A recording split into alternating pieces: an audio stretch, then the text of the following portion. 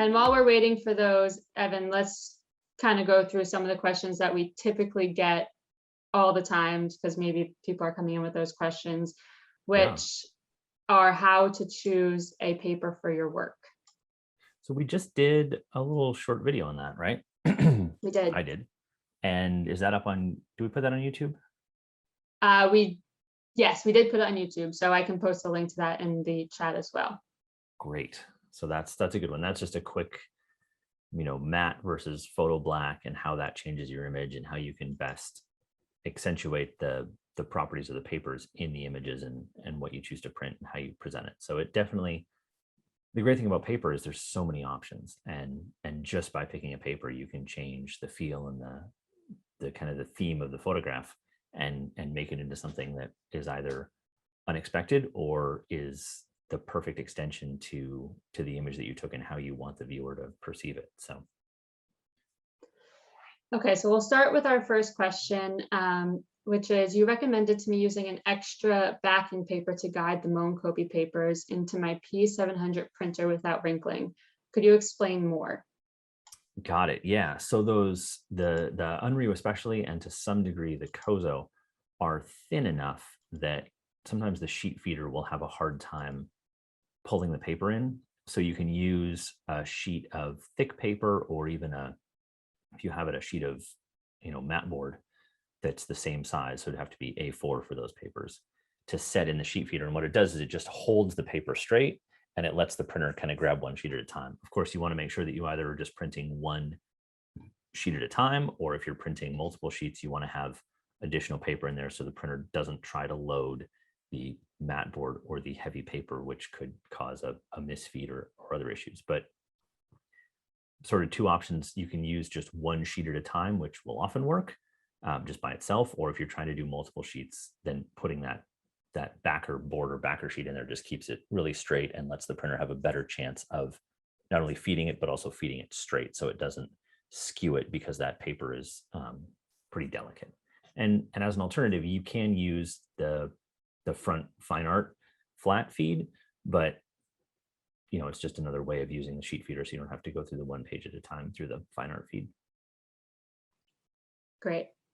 Our next question from Paul: when printing from Capture One, I don't see anything for 11 by 14. Also, when printing any size, the print doesn't fill the page. For example, 13 by 19 has unequal margins. Same with 8.5 by 11. Any ideas? Yeah, so the paper sizes are determined by the print driver, and some print drivers just don't have certain sizes for unknown reasons. There was a printer recently that didn't have, I think it was 11 by 17, which seems like a really common size, but they just left it out. So you may have to make your own. And I guess the follow-up questions for Paul is, I'm not sure if you're using a PC or a Mac.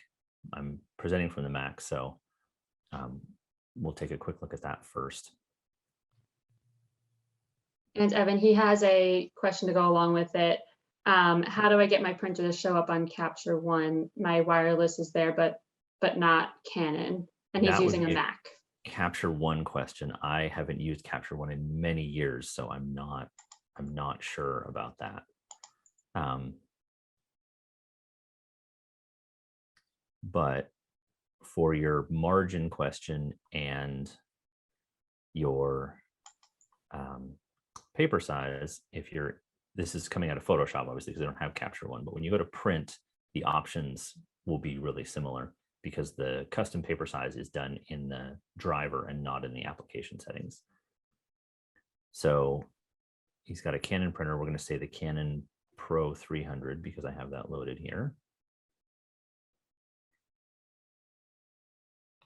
And then first of all, for the paper size, when you go into print settings, you have the 300 selected. On your default sizes up here, this one does not have 11 by 14. So what we have to do is we have to make a custom paper size. And so below this little line here, you can see are all my custom paper sizes. And in the past, I have made an 11 by 14. But just to show you how to do that, we scroll all the way to the bottom where it says Manage Custom Sizes. And that gives you all your custom paper sizes. So for you, you probably don't have any in here yet. So you'd hit the plus. and it names one called Untitled. So we'll call that 11 by 14. And then over here, under the paper size, the width is always the narrower measurement because you always feed the paper into the printer narrow edge first. So your width is going to be 11. Your height is going to be 14. And you can do two things here. You can let the software put in the default margins for your printer. But the challenge with that is you will get unequal margins, which is what you're discovering. So you kind of have two options here. I usually put in zeros, knowing that the printer can't print to the edge of the paper, but if I have zero margins, the software is going to measure from 0 on all 4 sides. Whereas if we go back to the Pro 300 margins, you can see they're uneven. We have 0.13, 0.12, and then 0.2. So the software measures from the inside of the margins. So if the margins are asymmetrical, then your print's going to come out shifted no matter what. And another bug on the Mac software, if you choose the printer margins, it resets the dimensions you put in. So we have to go back to 11 by 14. And then I'm going to go ahead and zero out my margins, which I have to select user defined, zero out my margins. And again, it's reset my paper size. So keep an eye on that. Okay, so now I have 11 by 14 with 0 margins, and I click OK. And I have that selected here. So now when I hit save, again, we're working in Photoshop, but you'll see that the margins all disappear, and it's measuring where I'm going to put the print from the edge of the paper. So just keep in mind that your printer usually can't print closer than 1/4 of an inch to the edge of the page. So if you've made a custom paper size with 0 margins, you just want to make sure you have, at least 1/4, maybe 1/3 of an inch of white space. And in this image, it's a 7.5 by 10, and we're printing on 11 by 14. So we have plenty of space, but because we set those margins to 0, the print will be centered on the page. So hopefully that answers your question and gives you some guidance. And that custom paper size is, again, in the print driver and not in Capture One or Photoshop. So it works in any program you're printing from. Working in the zone system for my black and white work, what type of paper will render the true blacks? So a photo black paper is always going to give you a darker black than a matte black paper. So we measure lightness in printing from 0 to 100. It's called the L value scale. So in lab color, L is brightness. 0 to 100 is absolute black to absolute white. Well, we don't get 0 to 100 in a paper because papers are not 100% white and they won't do 100% black. So on a photo black paper, you're getting, say, 3 to 98 on average. On a matte black paper, you're closer to 14, 15 to 97 or 98. So both will give you true blacks because it's as dark as the paper can go. But for that kind of rich black traditional look, you'll want a photo black paper. So the Juniper Baryta that we're talking about, Exhibition Luster, to a little less of a degree, the Slick Rock Pearl, just because the Slick Rock Pearl doesn't have a super bright white point. It's in the low 90s. So the paper will determine some of that contrast range, but for the widest variable, Juniper Baryta or Exhibition Luster with your zone images, and you should be getting the best you can get. What is the best printer and or paper for getting best matching to the colors found in infrared photographs? So I'm guessing, Cliff, you're doing color infrared and not black and white infrared. And that's mainly going to be a limit of the inks and not the papers, because the inks themselves determine whether you can get vibrant oranges and purples and blues and things like that. So if you're doing a lot of color infrared and you have a lot of those oranges, purples, Epson's ink set on their wide format machines does include an orange and a green ink mostly for Pantone, but those will expand that gamut. I'm trying to think, Canon has currently a red, they don't have a green ink. So I suppose for the widest gamut, you'd be looking at the P5000 or the 7570, but those are both large kind of commercial wide format printers. So if you're looking for something more desktop sized, I think between the Epson P900 and the Canon Pro 1000, they're really similar in gamut, and neither of them are going to have the orange or the green. Epson does have a violet now, but what I would say is if you live close to a camera store or something like that, and you can go make a couple of prints in person on these printers, then you could definitely get a sense of which one is going to look better for your work. Great.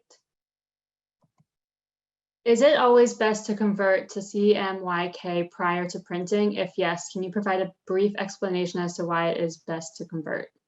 For inkjet photo printing, it is not best to convert to CMYK because inkjet printer drivers and the software in the printer is designed to work with RGB images.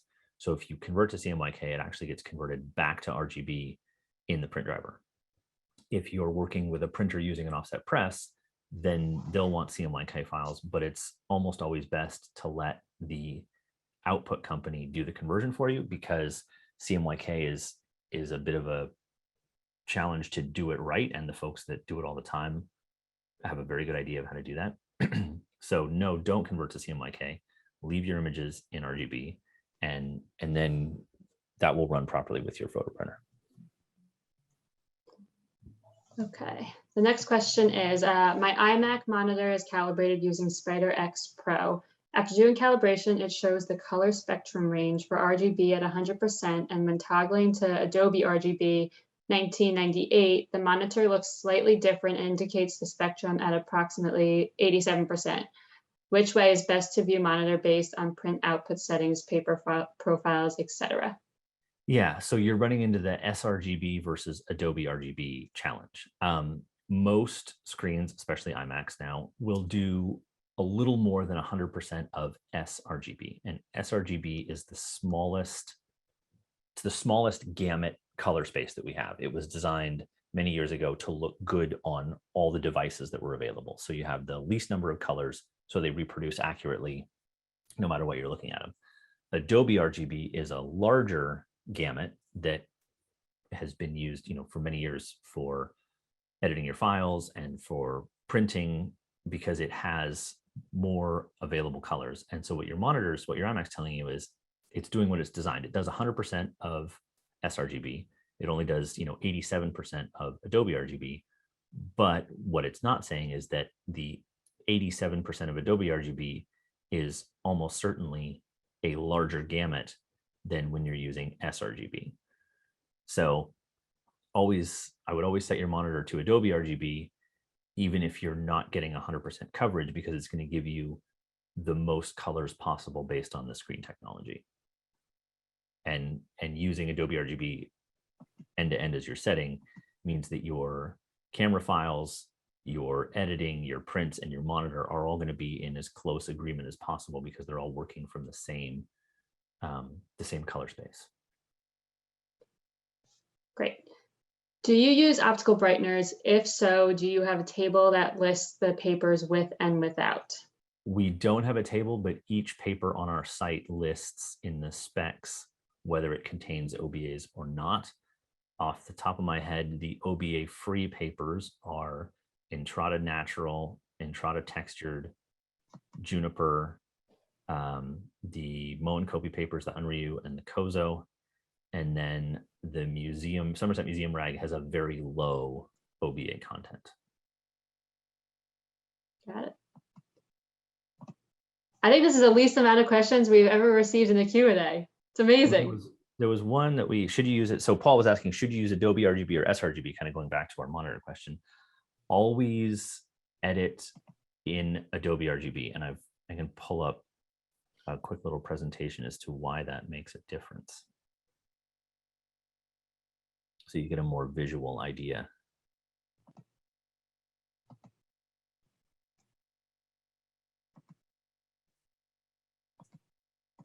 And I'm also posting links to our YouTube channel and the two webinars that are coming up next week on the 20th and the 21st. So feel free to take a look at those in the chat.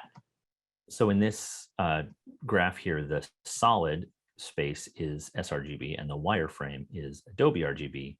And if we spin that, you can really see in the greens and the yellows and the blues that those colors are just not available in sRGB, but they're available in AdobeRGB. So when you're using AdobeRGB as an end-to-end, you're giving yourself the opportunity of more color.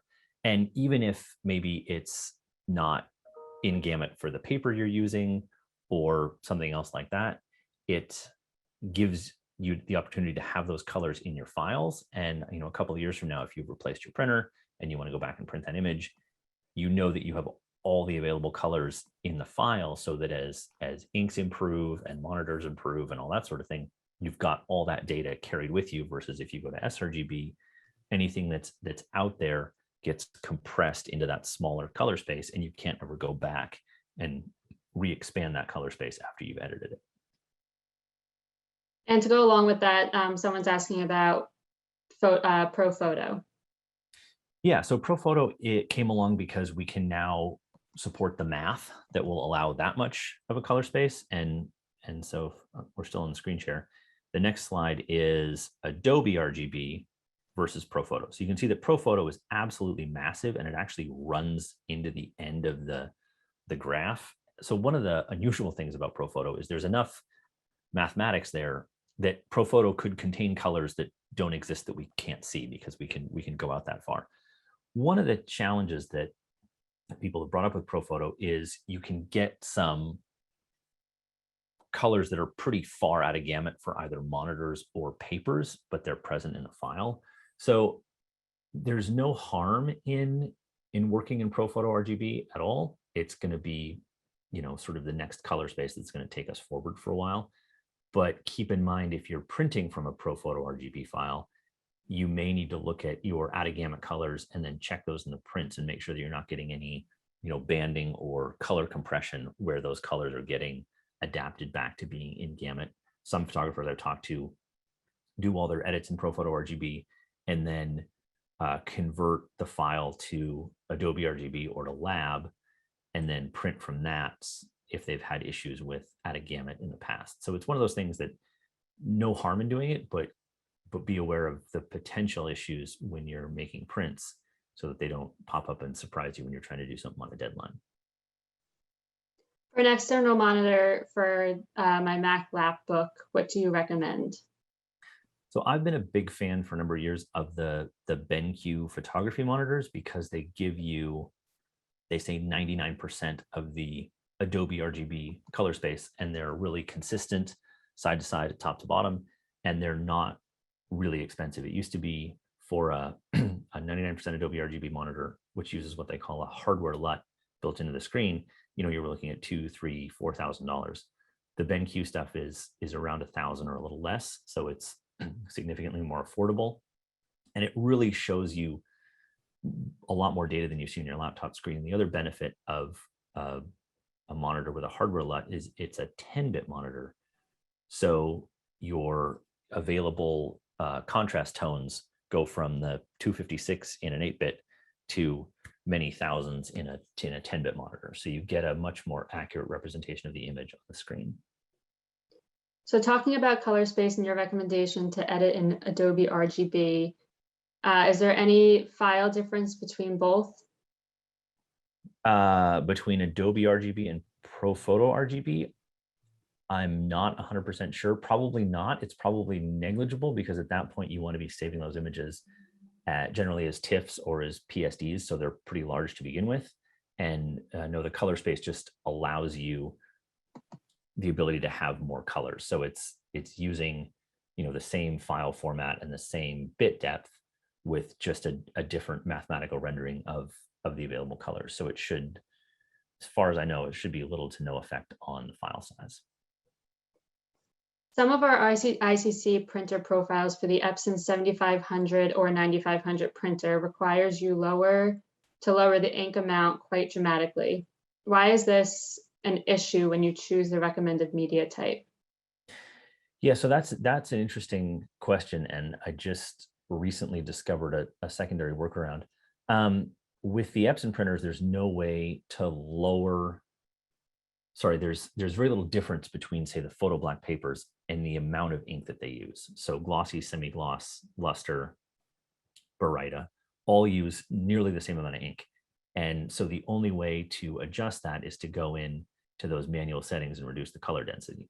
Now, I was doing some testing in the last couple of weeks and found out that if you increase the drying time per head pass, it effectively does the same thing as lowering the ink load. Granted, it makes your print a lot slower because every time the head passes, it pauses and then it heads back. So largely that's due, it seems, to the fact that the new printers are putting out so much ink so fast that it's almost overloading the paper coating to a small degree. So Morton, if you have questions about this or you want to get some more details, shoot me an email and then I can kind of give you the other things that I've been trying, because I probably will end up changing the recommendation on the website and making a new profile using a more standard ink load, but with the head pass drying time increased, so that just changes the way the ink lays on the paper. Have your papers been tested by Wilhelm? So right now we haven't had Wilhelm do any testing for really two main reasons. Number one, his tests are very expensive.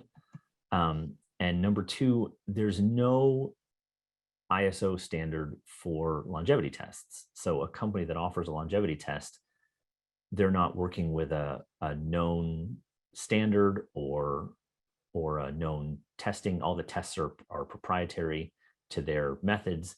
So you have a paper tested and you just get a result, but you can't really explain, we can't really explain to our customers how that result was achieved. And with papers, a lot of the longevity comes from the inks, not the paper. So if you look at something like Entrada Natural, that's an OBA-free, 100% cotton, we know that that is a very stable, long-term, extremely well-performing archival paper. And so the main issue with that is, are you going to be using, Epson inks, Canon inks, HP inks? Are they dye inks? Are they pigment inks? So looking at your printer manufacturer's longevity data on their inks is probably going to do a better job of informing you how the print's going to perform than if we did longevity testing on the paper. And, Moab is a pretty small company, so paying many thousands of dollars per test would be something that would end up trickling down to the cost of our papers, and we haven't seen a cost benefit to do that, to have to charge more to have some longevity numbers. Juniper has a warm tone and an off-white base. Are you considering introducing a neutral paper with a brighter white base color? We have a lot of conversations about that, so stay tuned. We were just talking about that before. Yeah, I think 2022 might be a good year for that. Can you speak to the importance of grain direction and the situations when the grain direction is important?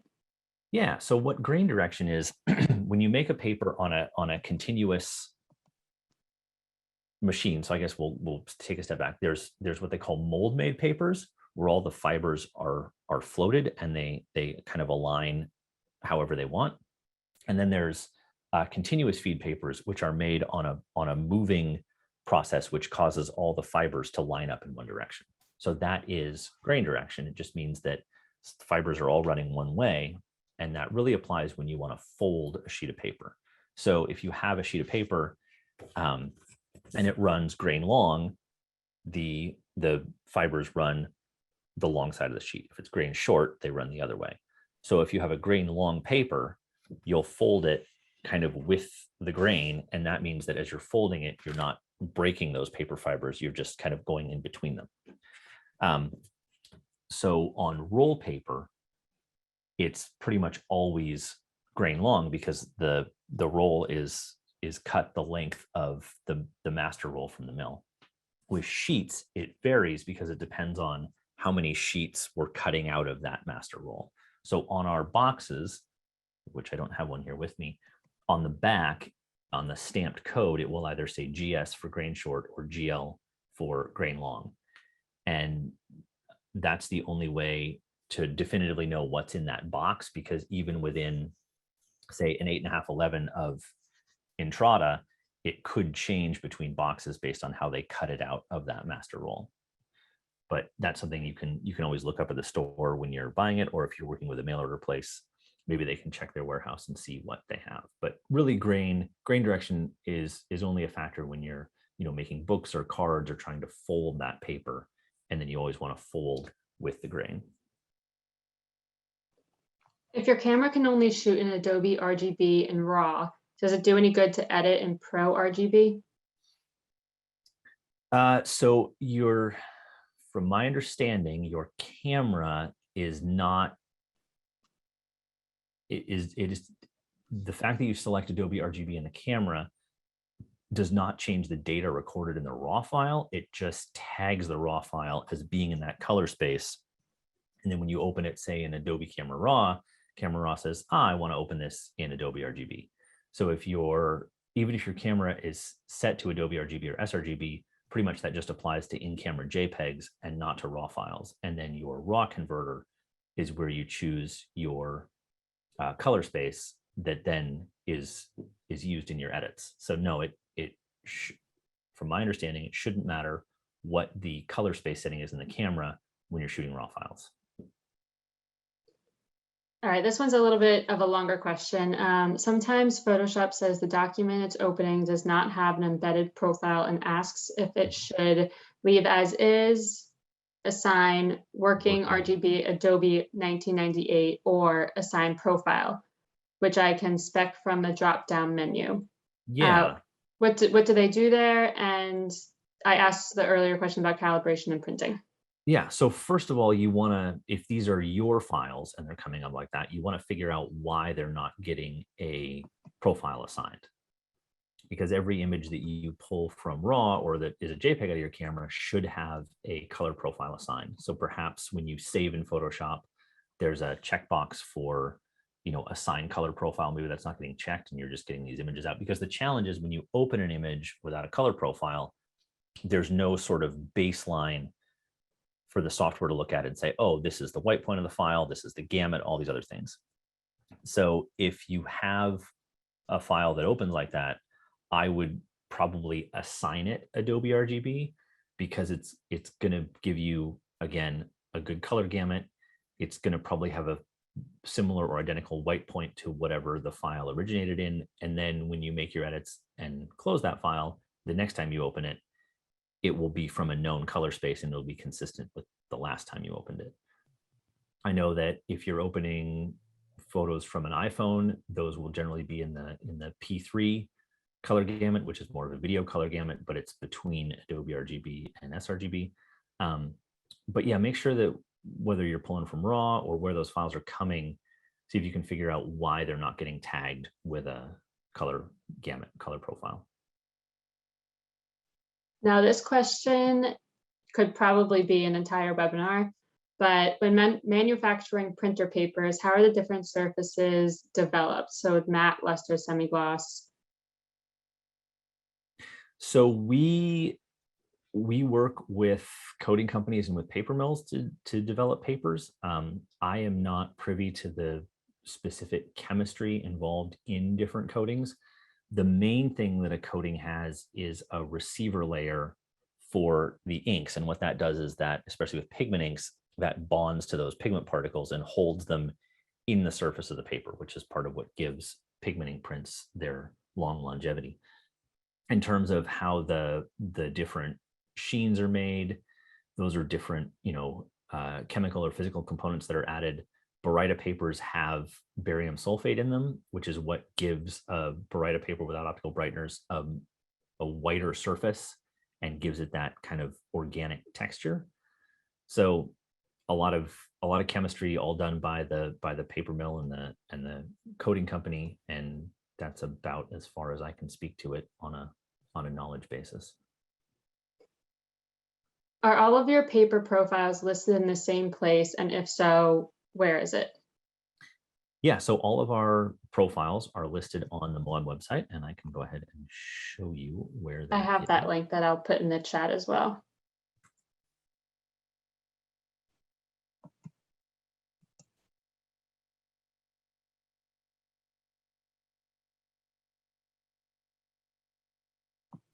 So here we are at the Moab website, moabpaper.com. The second tab here, ICC profiles. And you can click on ICC profiles directly or on the first selection, ICC profiles downloads. And then if you scroll down just a bit, you start by selecting your printer brand. So we'll say that's the Canon printer, like we talked about earlier, the Pro 300, which is right here. And then here are all the available profiles for the Moab papers on that printer. And then really important here, so you have your Moab paper names on the left. The center column is the media type to select when printing. So when you go into your print driver and it asks you, hey, what kind of paper this is, you're not going to see the Moab paper options. You're going to see just the Canon paper options. So this lets you know that for a lot of our papers that are matte, it's just going to use matte photo paper. For the Entrada textured, it uses highest density fine art paper instead. And then they're all listed here. So one thing I recommend is when you're working with our papers on your printer, come to this page, select your printer, and print out this page or take a screenshot so you have a reference down the road as to what media setting to use with each paper. And then the other thing that I've done is when you're working in Photoshop and you go to, well, when you're working in any program, when you go to print, and so we have Photoshop manages colors, printer profile. We'll go down to the Moab profiles. You'll see that the Moab profiles have some letters at the end. So we'll find one for the Pro 300. So here's Entrada Rag Bright Pro 300, and it says MPP. Well, MPP stands for matte photo paper. So then you know what media setting to use. And whether you have a Canon printer or an Epson printer, all of our profiles have these initials at the end. So once you have your list off the website, you'll start to kind of remember that MPP is matte photo paper, HDFAP is highest density fine art paper, and that becomes kind of a cheat sheet for you when you're printing so you know what media setting to select. Great. And George put in here that untagged files, the question was about what if a file opens in Photoshop and it's untagged. You can also work with untagged files in lab color space. That's probably a step above where most people are comfortable, but lab references the brightness and the color values directly instead of kind of packaging them with a D65 white point and some other things like AdobeRGB and sRGB do. So that's also a great way to work on it, but if it's out of your comfort zone, don't worry about it. And before I ask the next question, we usually ask this in our webinars. If there's anything that you want to see in a future webinar, we're going to be doing them throughout the rest of the year. So let us know if there's any topic that you want to learn more about, and we will try to integrate that into the webinars throughout 2021. The next question is, can I use Desert Varnish on non-Moab papers? Yes. So Desert Varnish will work on any matte inkjet paper. It's designed, specifically to close. So what a varnish does, what an inkjet protectant spray does, is once the inks are captured by that receiver layer in the paper coating, then when you use something like Desert Varnish, it helps to seal up that receiver layer. So the receiver layer is not open to accepting other things, humidity, scratches, UV, things like that. The one thing you don't really want to use Desert Varnish on is a photo black paper. So a luster, a Barita, a semi-gloss. It's not designed for those papers, but really any matte inkjet paper, you should be good to go with the Desert Varnish. And as a follow-up to that, often people will ask about using an artist lacquer or something else on an inkjet print. And the challenge with any product that doesn't specifically say, inkjet protective coating on it is those artist products will often have solvents, petroleum distillates, or ammonias in them, and those can actually interfere with the inks and cause premature fading in the inks. So you want to make sure if you're spraying your matte prints or your canvas that you're using an aqueous or an inkjet protective spray or protective coating, and not just a clear lacquer or something else you might get at the art supply store. When importing an iPhone picture, should you change its color profile from D3 to AdobeRGB?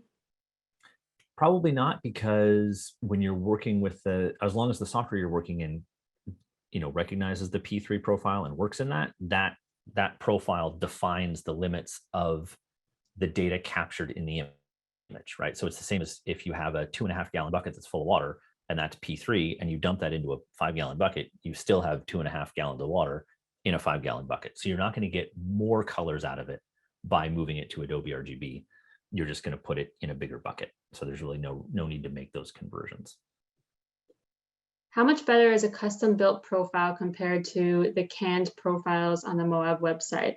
If I'm doing a gallery show, should I get a custom profile? Yeah, so that all depends on how much your printer varies from the printer that we used to make the profile. I think people have said that often printers vary about 5%, across the model range. So I would say if you're doing a gallery show and you're selling your work, and this is really, you're going for the pinnacle of output, then it's probably worth getting a custom profile because it will close that 5% gap and make sure that you have the best possible print on the paper.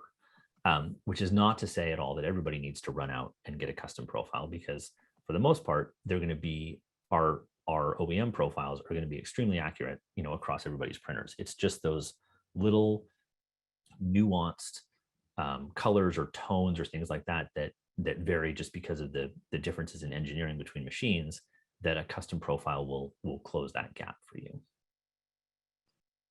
Is there a page that explains those letters? And I think this is referring back to when you were showing the ITC profiles. Yep. And I think it's the ink set. It's the media settings here. We'll go back to that real quick. So there's not a page that specifically, spells all that out, but if you're just looking at the media settings, so MPP, it's just the first, it's like an acronym. It's the first letter of every word in the paper name. So MPP is going to be matte photo paper. And this is printer specific. So if you have a Canon Pro 300, which is what we've selected, these are on the profiles, these are the only media settings that you're going to be looking for. So you can look at this as a cheat sheet. And when you pull up your Juniper Barita and you go to the profile, you'll see it has 4 Ps at the end for photo, paper, pro, platinum. So it's one of those things you'll just get used to the more you print, and then it'll become something down the road. Hopefully you won't need a cheat sheet because you'll have in your mind what those media setting initials stand for. Is there a protective spray that you recommend for photo black, or better with none?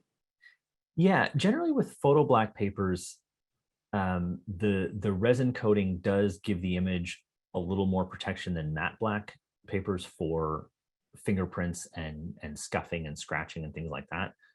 I haven't seen a coating product for photo black papers, like an aerosol coating or something like that. There are some canvas coatings that you can roll on, but those are generally designed, for canvas and not for photo black papers. The best way to protect a photo black paper, if you're not going to frame it, is with a clear laminate. So often a frame shop will do a clear archival laminate that they can do in a vacuum press over the image. And if you're using a glossy paper, the laminate is generally available in a gloss or a semi-gloss. So it doesn't really change the surface appearance very much, but it does give you then a physical barrier over the surface of that print and seals it up from the front completely. So I'm not aware of a do-it-yourself liquid or aerosol product. You can laminate prints yourself. I've talked to customers that have done it. I've never done it, but a frame shop with a vacuum press in a really low dust environment is probably going to be the easiest way if you're not trying to do a whole lot of these prints. And again, if you're framing with a UV glass or a UV plexi or anything like that, that's going to serve the same purpose as putting a protective spray or a laminate on the image. So it mainly is just for those images that you want the most longevity out of, that are not going to get traditionally framed. Monitor calibration hardware has a price range from $200 to over $1,000. Will the average person notice any major difference between the accuracy of a $200 device and one costing much more? No. Buy the monitor calibrator that fits your budget. Really, the only reason why we have devices that are in the $1,000 or couple $1,000 range is because one component of them is that they calibrate a monitor, but they're also spectrophotometers for doing paper profiling. Some of them will do projectors and other things like that. So no, as the price goes up, generally you'll get more features, but you're not getting a more accurate monitor profile. The X-Rite devices that we've been recommending for many years, that's now under the monitor calibrator under a new company called Calibrate, and I have the box for that if you give me just a second. So the big difference now, depending on what monitor calibrator, so this is the new Color Checker Display Pro from Calibrate. There are 3 different calibrators that are pretty close together in their line, and the big differences are, one is kind of a basic model that works with laptops, desktops, iMacs, things like that. This one, the Display Pro, works with the 10-bit monitors we talked about earlier. So it'll talk to the hardware LUT in the monitor. And then there's one above this called the Display Pro Plus, which is specifically for calibrating HDR monitors, and it handles much higher brightness. But these are all in the $175 to $300 range, and this is going to be a great monitor calibrator for you. And there's no reason to go out and spend more money than that to calibrate your screen. When printing, my image on the screen has brighter, deeper colors than my print on LaSalle Luster 300. What should I look for to make the print more like the screen? They use the Datacolor Spider X Pro for their monitor and use a Canon Pro 9500 Mark II. So number one, make sure that your monitor brightness is turned down to better match the paper.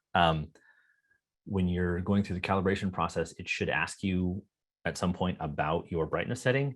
So 160, the metric on it is CDM2, which is candela per square meter, but that's what the brightness is noted at. So the ISO standard is 160. I've found with the monitors here in the office, I get my best results at 120, which is going to be a little dimmer. So you may have to, make a couple of test prints after you calibrate and double check that. But I would say make sure your brightness is somewhere between 120 and 160. And that will fix your brightness. It will probably also fix kind of your screen looking like a darker black, because screens are transmissive light. So it's a backlit. So it will always appear to have a little darker shadows and a little brighter colors than what we see on paper, because paper is reflected light. And on the flip side of that, you want to look at what light source are you using to evaluate your prints. Ideally, you want a full spectrum light source with a medium white point. So an incandescent light, like a halogen bulb, is a full spectrum light source, but it's going to be yellow. So it's going to make your prints look warmer than they are. Obviously, taking your prints outside on a sunny day is going to give you a full spectrum light source at daylight balance, but often it's hard to judge a print in the direct sun and you end up kind of squinting at it. So there are viewing booths you can get that are color controlled, if you're doing a whole lot of printing, because those are not inexpensive. But what I recommend is a full spectrum LED bulb. They call it a high CRI, high color rendering index, 95, 96. So that's almost a full spectrum bulb. And then you can spec your color temperature. If it's a little warmer, it's 3000, and then you just know that you're looking at a warmer light. 4000 degrees or 5000 degrees Kelvin is going to get you closer to daylight. So make sure that your monitor is calibrated to the right brightness, and make sure that you're using a known consistent light source that's bright enough for evaluating your prints. Because if you look at prints under a dim light, your prints are going to look dark and dim and like they don't have as much color. Got it. I get a good print to display match with images scanned on a cruise scanner. Prints from scans on my Imicon LNA. Do you know what that is?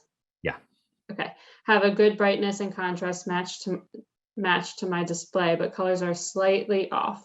Why might this be happening? So I'm not a big expert on scanning, but what I wonder is, number one, have you created a profile? Have you profiled your scanner so that those colors are accurately represented when they're scanning? And do you know what color space you're scanning into? because that might be something where you need to make a custom profile for the scanner so it correctly interprets the colors at capture, and then those will be displayed properly on your screen. Similar to what you would do if you were making a custom profile for a camera, which can be done with the Calibrate color checker in their software. You can also use a color checker to calibrate a scanner, and then you've got a consistent color workflow start to finish.